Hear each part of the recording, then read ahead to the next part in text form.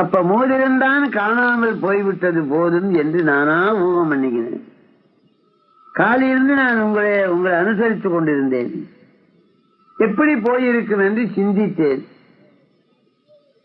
அந்த அபிஷேக தண்ணி கொட்டிய இடத்தில் போய் தேடி பார்த்தேன்.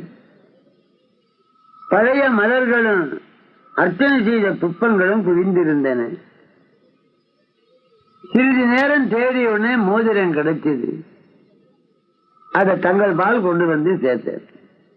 மோதிரை பற்றி நான் ஒன்றும் பேசவில்லை, சிந்திக்கவில்லை.